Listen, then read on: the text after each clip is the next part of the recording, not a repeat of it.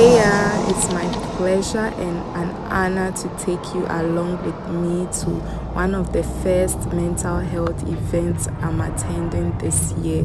This event was actually free and open to the public, and my friend Adole found it on Instagram and sent it to me, and I said, why not? We're gonna be there live and colored. So this is just me at the back trying to chill and make sure that I'm within the time, like I'm actually on time. I'm going to actually show you the flyer for the event. So this is it, free entry.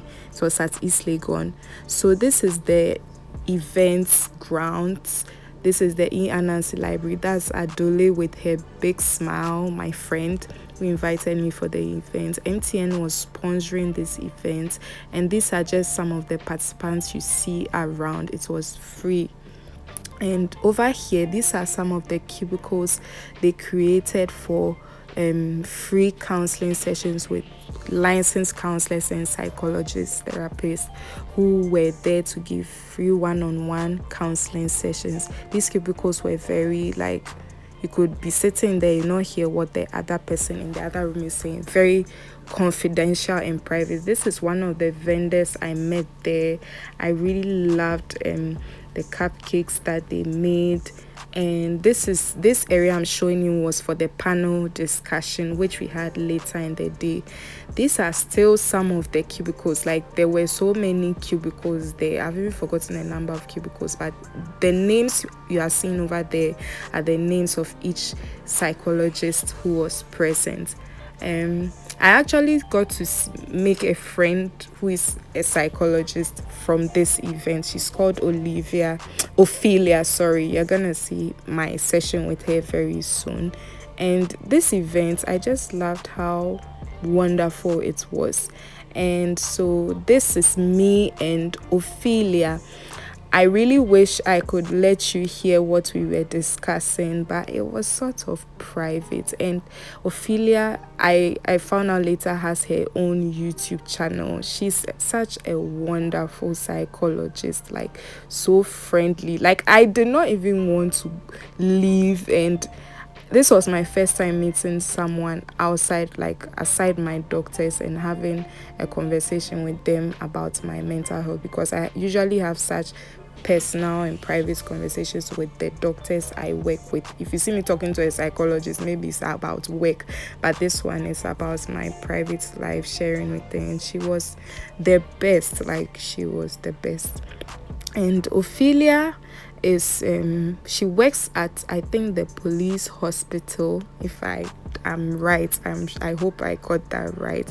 She's a psychologist there. She's licensed, and she's such a sweet and an amazing soul. And as you can see, the area where we are having this session, like I said, very private, confidential. You can be assured that whatever I discussed there with her stayed there. I'm just glad that events like this are coming up, and I really wish more people had heard about this event, because on a daily basis I get people talking to me, oh, SNM, are there free mental health resources? I'm like, sometimes you think they are not there, but they are actually there. So now let's quickly go and listen to the panel discussions. So please introduce yourself.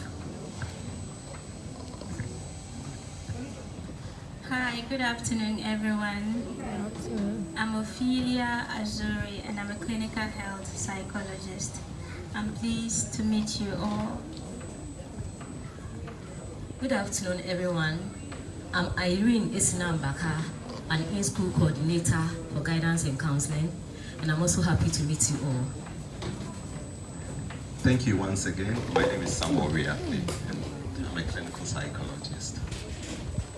All right, let's give them a round of applause. And again, I am KTG, your moderator. All right, so let us begin this topic, stigmatization and suicide. So please, one of you tell us, what is stigmatization?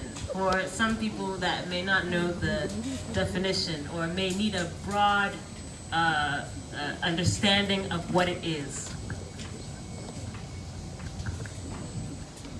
So, as my senior colleagues already explained, suicide is an activity one does to end his or her life. And an attempt is when you go through that activity and you are not being able to end your life. People, it's not their fault. It was not something they intended to do. So we are trying to say that now we should say things like that, like, oh, this person died by suicide, attempted suicide, or completed suicide, and not commit suicide anymore. Thank you. After that, she realized that something wasn't really okay.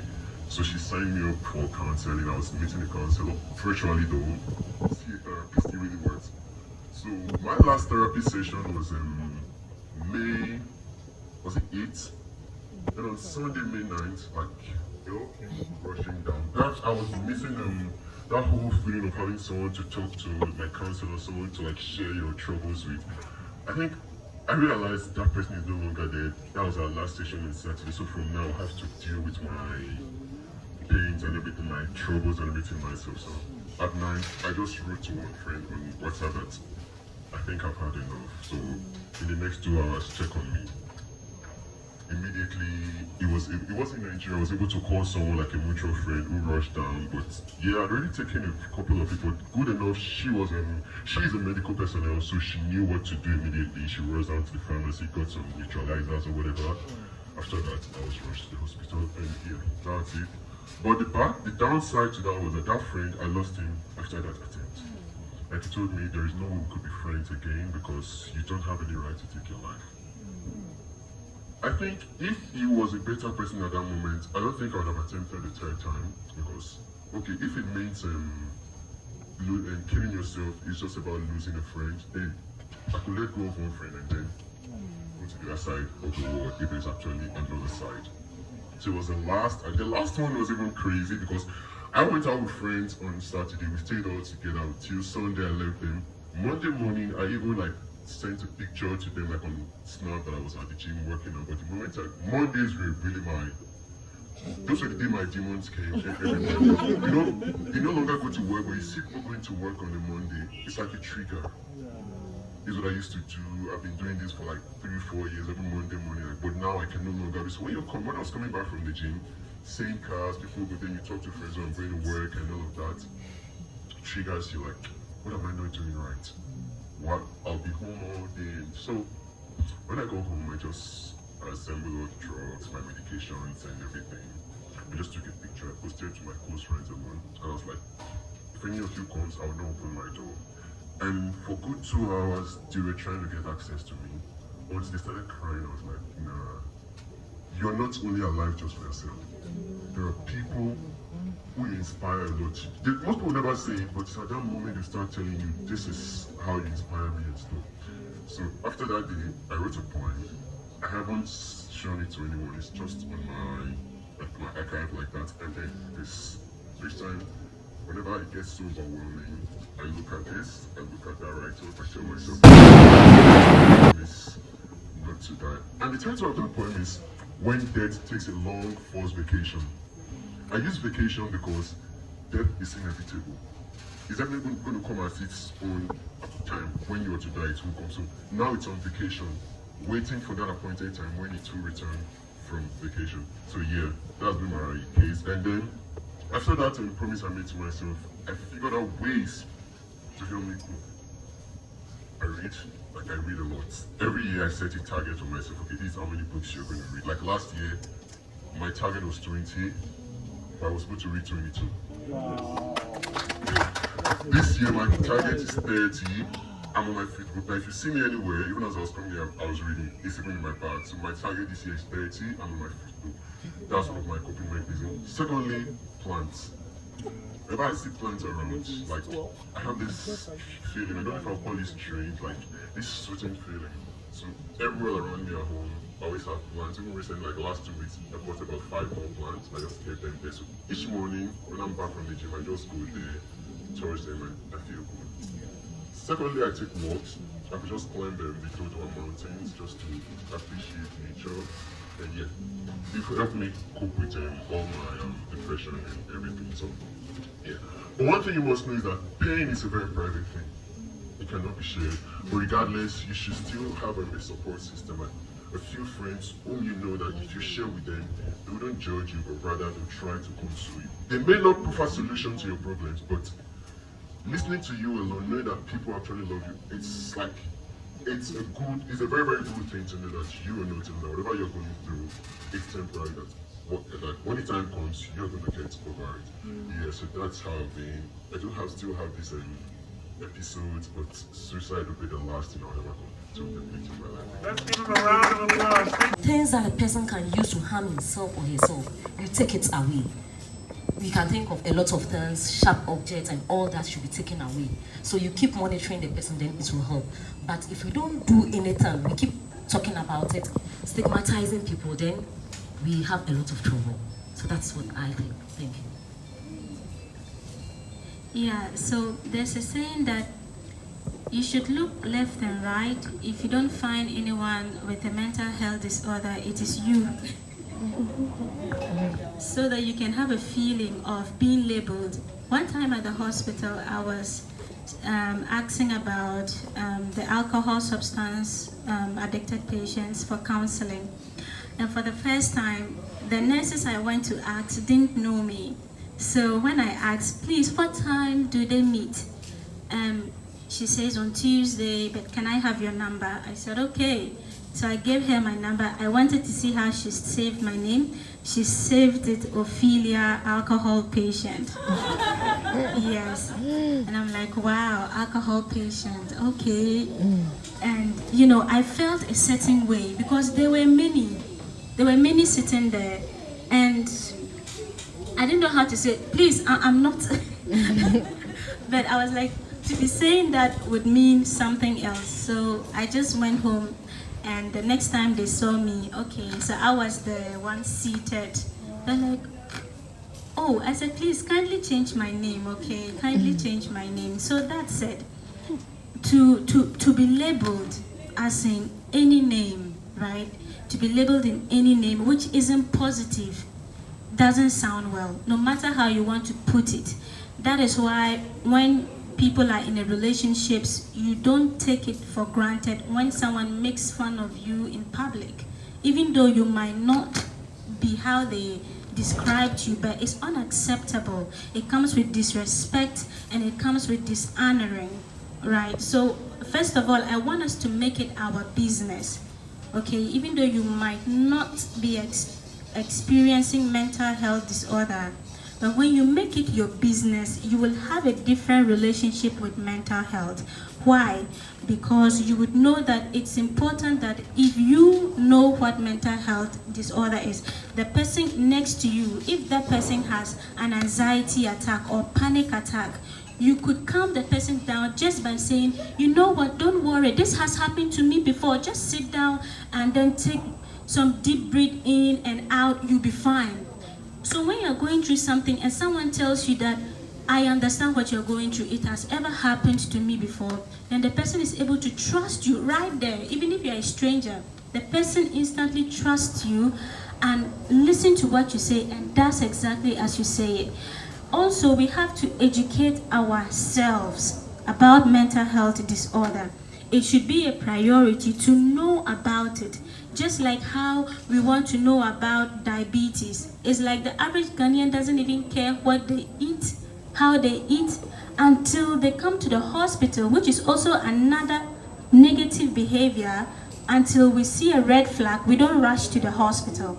We only wait when we are having shortness of breath and we feel, oh, is it BP? Let me go and try and you know, do lab tests. And they find out that, okay, it's BP or it's diabetes. And they go like, hey, me diabetes, in my family, we don't have it. I cast and I bind it in the name of Jesus. You know, it's not about that. If we learn to educate ourselves about it, then we can prevent and avoid some of these circumstances. Third, I would also want to say, be compassionate. You know, be compassionate. It takes nothing for you to be kind. You are not too important to look at somebody and just be kind to them and just smile to them and be intentional when you ask someone, how are you doing? Look, if you're not intentional, don't just say hi, hello, bye, and you are gone. Like the white people, hi, hello, hi, and they are gone. They don't have time. But for the Ghanaian culture, even in the office, we relate like we know each other, right? So when you create that platform for the person to trust you, and you share food with them, your drinks, and one day they tell you what they are actually going through, and you turn your back and you betray them, you are shutting them off forever, which is not good. So let's try to have compassion with one another, be kind, let's empathize with them, and once in a while just visit the Accra Psychiatry Hospital or Pantang Hospital. Just go and see the environment. It's not too bizarre like people out there say it is. It's not. There are people who come to see me just for insomnia. They cannot sleep at night, but when they see someone coming into the office with a label clinical psychologist,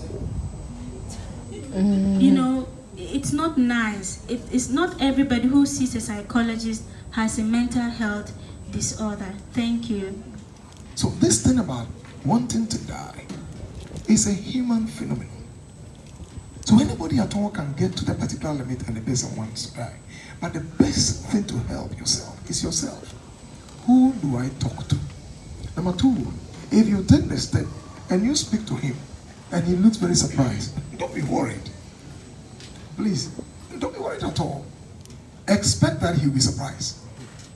Please have that in the background. Expect. Now when you tell him that I want to die, you go, okay, I'm sorry, but how can I help you? So don't expect that when you tell him you want to die, oh no, I'm sorry. No. Death is something that we don't want to hear. It's a contract thing. But first is that don't be surprised. Now the person says, I want that. The person says, no, don't kill yourself. I'll give you an example. A pastor stood after church, and then a member approached the pastor after a wonderful service. Then he said, Pastor, I feel like killing myself. Then he just push him. Every demon in you, I cast it out. I cast it out. But the member maintained his composure. Then after the pastor was done, he said, Pastor, are you done? Can we go ahead? That's a member who has a composure. He still wants to engage the pastor. He said, okay, go ahead. And he said, Pastor, I don't think that casting this demon will help me. The reason why I want to die is that I've lost a job. And in Ghana, if you are sitting here and you have a husband who has lost a job, whose job is not doing well, take it from me, he is, or loss of a job for a man in Ghana is a recipe for disaster.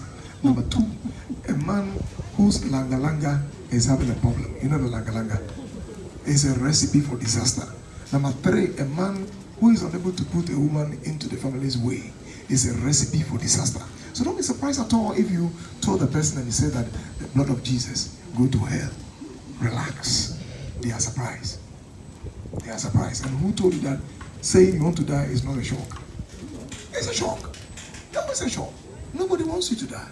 That should tell you that this culture is pro-life. Okay, the Ghanaian culture is pro-life. We don't want you to die. And we don't want you to, if you want to die, die the right way. But want to take your life, nobody wants it. So don't be surprised.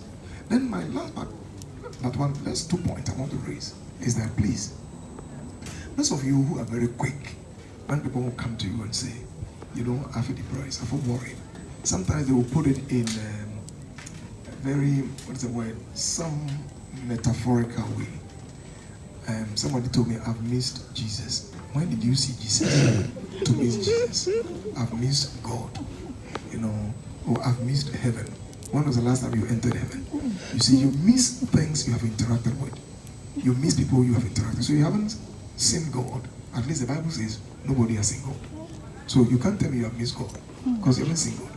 And the Bible says nobody sees God and will live. So metaphorically, the person says that I've missed God. I wish. And then the next thing you do is to pick up your cell phone and call the police. Please stop it. You don't need that. We've done training for the police service. They know that that is not the right way. In fact, if you call any police officer now, the first thing he will tell you is that, is there any counselor around? Send the person there. We haven't yet succeeded in expunging this from our law books, but very soon. The second reading is about to take place in Parliament by June. And after that, we are almost close to just expunging it from our books so that we can give them help. But in the meantime, your job is that find out what you can do. It's a mystery. The next thing, what you will do, I'm not in control of it, right? What your son decides to do is a mystery, and we do not have control over time. So the best way they can always cope is to know that their son was a human being who decided to do what at what time to cope, even though that was a maladaptive way of coping. That was wrong. So you help the individual to not go into depression. We have what we call the mourning stage, a healthy mourning stage for coping, where we teach you to mourn the dead person healthily. When you think about them, you think about the good times you shared with them, you think about what they have taught you, the impact they have made, how good they were, how nice they were. If they were doing something and they left over and you think you can continue that work, you go on ahead and do that. Some have also started foundation and organization or NGO to create awareness about suicide and raise funds to help deprived communities on how to stop another mother from experiencing what they experience. So some can cope by also feeling guilty and stopping that process from happening. So they take initiatives and they create awareness so that they can feel fulfilled and satisfied. Or some can also have a purpose of life or meaning of life. Maybe my son died so that I can take up this initiative to help somebody. So by doing that, they are able to cope. So just on the last part, so that's actually the most ways people who have experienced grief through suicide cope, by joining other parents or helping other people who are suicidal. Just like the way, if you realize, for people with certain autoimmune diseases, that those communities, like, there are always people who have a first-hand experience, so they form an association. The same for suicide, they form groups and they help each other. I've realized that it's much more helpful than just going through it solo. So I think it's a very good point that she raised. So I'm opening the floor for questions. If you follow, you realize that there's some element of depression, or they meet a clinical diagnosis of depression, and they will be diagnosed, and then the depression will be treated in that sense. Some others also may have PTSD, for example, post-traumatic stress disorder, and that can have suicidal thoughts and urges, because as they fight the edges and the traumas for a very long time, they get tired too. And then sometimes they feel like ending their life is the way out of that misery. And so PTSD is one of those. Anxiety disorders are part of those. I talked about the borderline, that this diagnostics alone. Part of the diagnostic criteria has to do with suicide. And so how many times a person has attempted suicide, instances where suicidal threats have been used as a way of getting things from other people. All of these things are what fits into mental health issues. They are issues that needs to be well addressed, and you'll be able to get help when you find yourself in those. I had mentioned earlier about harm OCD, which is a type of OCD where the person has urges and compulsions to hurt themselves. We are looking into new disorders such as complex PTSD, which also has a strong suicidal suicide components to it, where those people have deep-seated vulnerability, what we call invalidation. So deep down, they already invalidate themselves. So when they get into situations where they find it challenging, they begin to direct the frustration on themselves and begin to do hurtful things to themselves as a form of punishment or adding on to the suffering they have.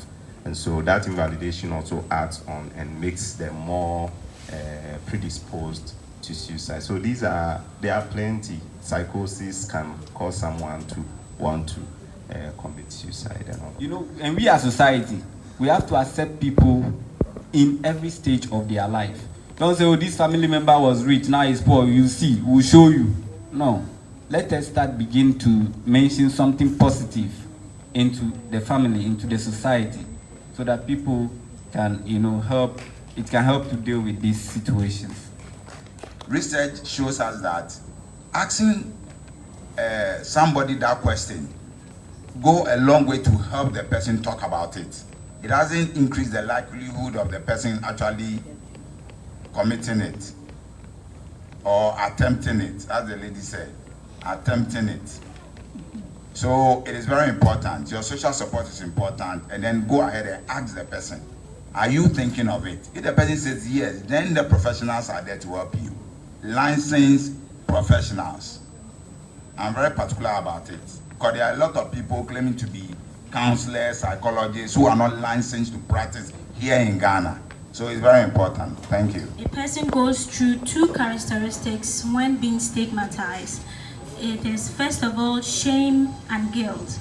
The shame comes from the internal perception about the person going through that process, and the guilt is the external perception about people in what the person is also going through. So the question about stigma normally comes about with the question, how are you? So the reaction to how are you is the stigma, because you are very relatable to me saying, I'm not feeling fine, I have a headache. It's a good excuse to go home, to get a day off. But if I'm being asked and I say, I'm sorry, I saw my therapist last week and I think I need a day off, the first reaction would be, are you mad? Because the average Ghanaian will first of all ask, are you mad? Because we feel that the people on the streets are mad people. Like a lay person can call them mad person, but it is against my ethical code to call them mad people. They are rather people suffering from schizophrenia, or in short, SZ. That's how we call them. Yeah, so the reaction to how are you is normally where the stigma begins, because people are not used to mental health. Also, a lot of people who have come close to people living with any mental health disorder are, first of all, they lack awareness and understanding to what mental health disorder is. Secondly, either they feel reluctant or shameful about it to even say, I have a mother suffering from bipolar or depression. And then lastly, because of the stigma, some have lost job, some have lost marriage proposals because of that same stigma. So in short, stigma goes a long way to your first response to how are you. And what I would say is, let's continue to answer in our best possible way how exactly you are feeling, because the stigma is just geared towards you not truly telling how you feel. So be able to stand up for yourself when you are being asked how you are doing, because in the Western countries, it's a luxury to say, oh, I'm seeing a psychologist. Yeah, last week I saw my psychologist. I explained about taking a trip to Dubai. I'm stressed about it.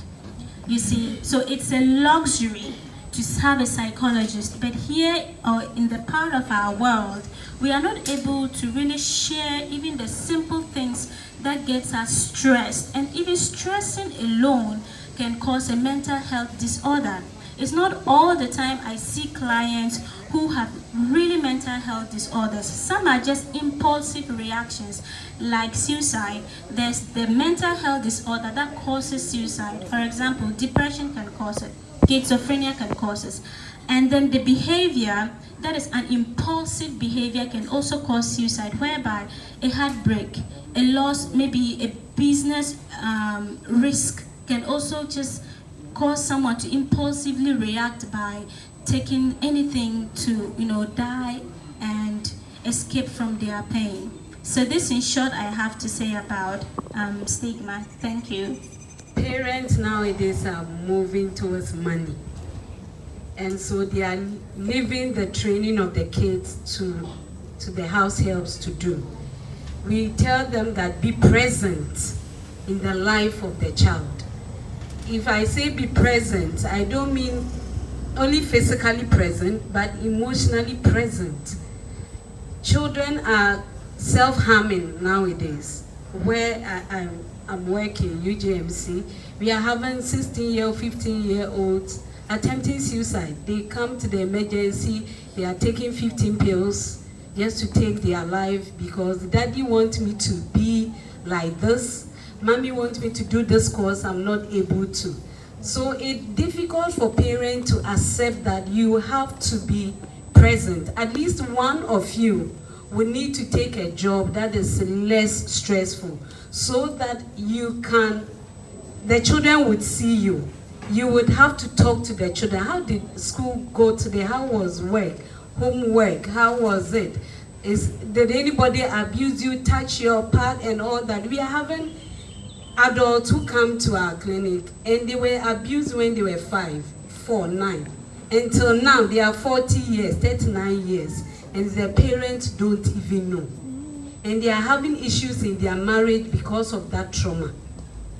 So we are saying that parents, please let the chasing of money, because I have to get money to take care of the kids. I said that you get the money, but you have to give it to the psychiatrist to chop, in quotes.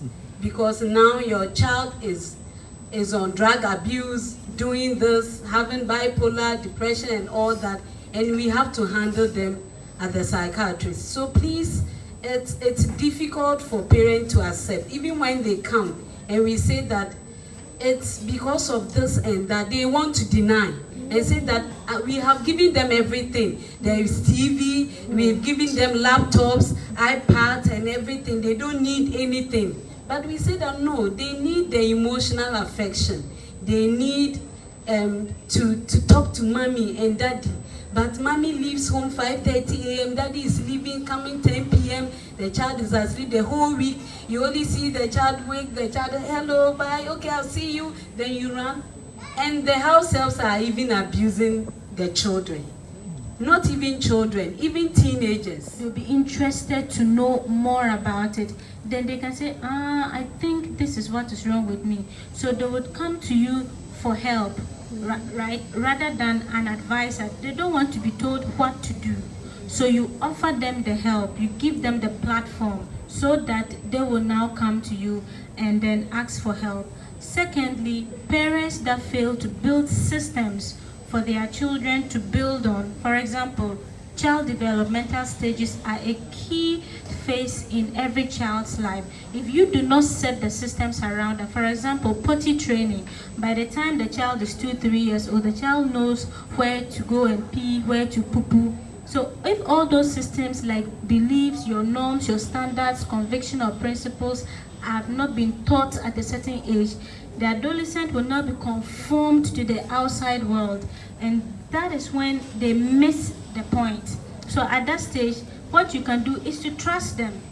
Give them the opportunity to be responsible. You might think that your son is a spendthrift or irresponsible, but if you teach him to be responsible, like, you know what, I'm giving you this money, take care of the house. If you squander this money, then we are all hungry.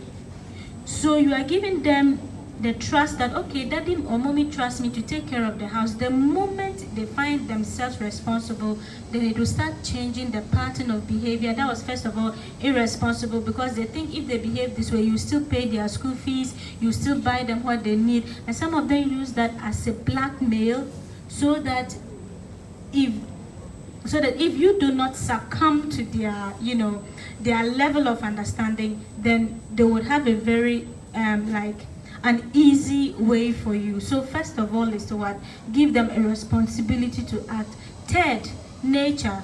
Get them attracted to nature. For example, if you have plants in the house, let them know what it is to take care of nature. If you have a puppy or pigs or goats, give them the responsibility to feed the animals, take care of the animals, clean the pig's hut or something. When you let them get acquainted to nature, they'll know that it's not good to step on a little bird, because all of it is about the conscience. If the Bible says when our conscience are seared with hot iron, then we become bad people. We don't think before we do things. But when you make them get closer to nature, what God has created, then you create a fear of God in them. You create a fear of humanity in them, so that when they do something, they'll think about the other person. If there's a puppy in the house, they'll not eat and not feed the puppy. If there are animals in the house, they'll not behave anyhow, because they know that my life is not all about me. Other people are dependent on me. Even animals and plants are dependent on me. Thank you very much. All right.